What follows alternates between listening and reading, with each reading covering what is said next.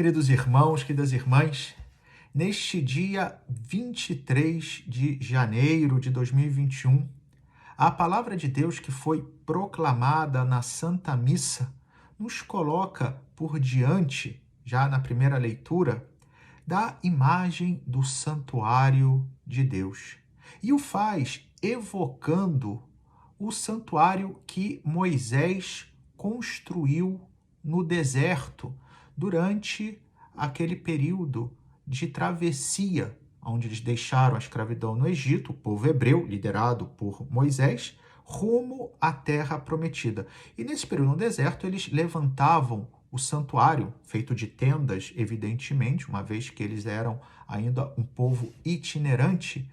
E o autor da carta aos Hebreus usa essa imagem que faz referência a algo que está narrado no livro dos Números, entre o capítulo 7º e o capítulo 10º, como uma espécie de símbolo daquilo que é a realidade que Jesus veio trazer para nós com o seu sacrifício.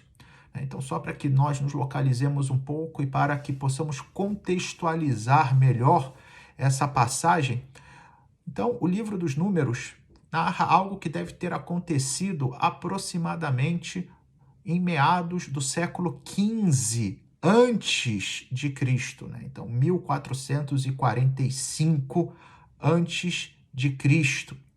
E então, né, nesse período em que o povo estava na travessia, o culto a Deus era feito nesse santuário, que foi inspirado pelo próprio Deus, né? Quer dizer, então que Deus indicou a Moisés como ele deveria fazer, e o culto estava, né, no santuário estabelecido em torno aos sacrifícios que eram oferecidos ali, sacrifícios de animais.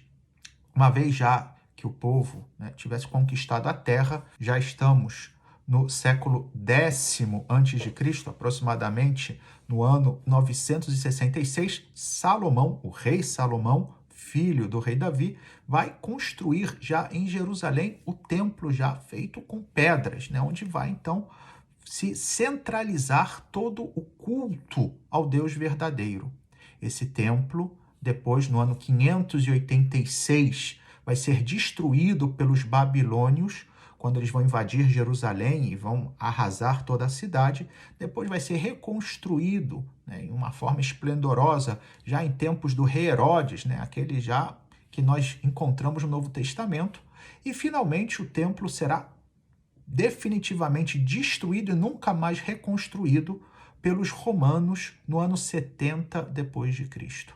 Mas durante séculos, como nós vemos, né, mais de 1000 anos, todo o culto ao Deus verdadeiro, né, girava em torno do templo e dos sacrifícios que eram ali oferecidos. Pois bem, a carta aos Hebreus vem dizer que esse templo era apenas uma pálida imagem do verdadeiro culto que realizou Jesus com seu sacrifício.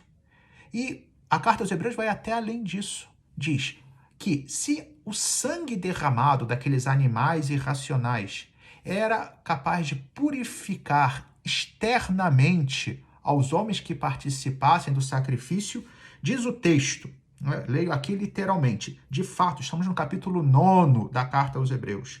De fato, se o sangue de bodes e touros e a cinza de novilhas espalhada sobre os seres impuros os santifica e realiza a pureza ritual dos corpos, quanto mais o sangue de Cristo purificará as nossas consciências das obras mortas, para servirmos o Deus vivo.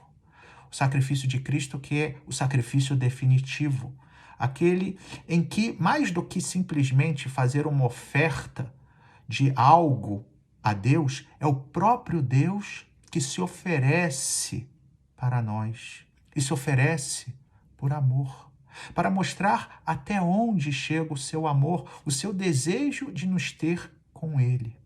E como é que nós, né, que estamos com uma distância histórica de 2000 anos, podemos participar ou de alguma modo fazer com que a realidade do sacrifício de Cristo lá no Calvário possa, de algum modo, fazer parte da nossa vida.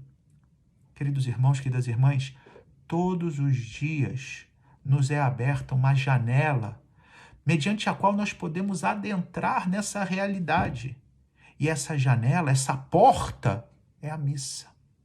De fato, o que é que nós fazemos na missa, senão tornar atual, ou seja, fazer com que aquilo que aconteceu, o único sacrifício, porque não é que o sacrifício se repita, mas aquele sacrifício possa fazer-se presente hoje, ou melhor, que eu hoje possa como que ser transportado, né, pela graça àquela realidade. É na missa.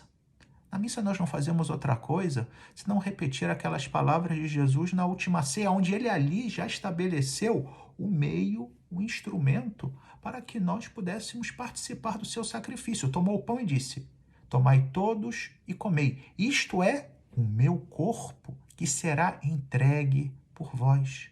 E depois, pegando o cálice, disse: tomai todos e bebei. Este é o sangue da nova aliança, o cálice do sangue da nova aliança, que será derramado, o sangue dele, por vós e por todos, para a remissão dos pecados. E nos disse que fizéssemos isso em memória dele.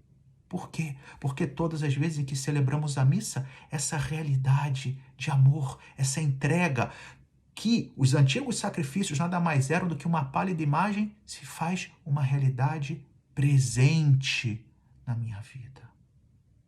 Queridos irmãos, queridas irmãs, esse amor de Deus não tem medidas. É por isso, aliás, que no Evangelho nós vimos essa cena na qual os parentes de Jesus, né, vão ter com ele, porque tinham ouvido falar que ele estava, diz o texto, né, estamos no capítulo 3 de São Marcos, estava fora de si. E de fato, queridos irmãos, queridas irmãs, Jesus, por amor, fica fora de si. Quem poderia conceber um Deus que se faz homem? O infinito que se faz finito, o eterno que se faz temporal, o imortal que morre na cruz. Aquele que não pode ser contido por nada, que num pedaço de pão, que pela ação do Espírito Santo torna-se o seu corpo, é acessível a todos nós. O sacrifício de amor.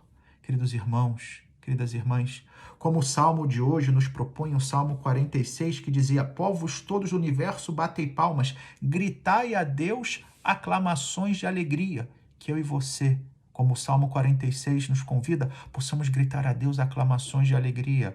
Nos alegramos porque Deus é tão bom, porque Deus nos ama e permite que a cada dia possamos tocar nesse amor que se concretizou no Calvário e que na missa se faz presente na vida de cada um de nós diariamente. E que Deus abençoe a vocês, em nome do Pai, do Filho e do Espírito Santo. Amém.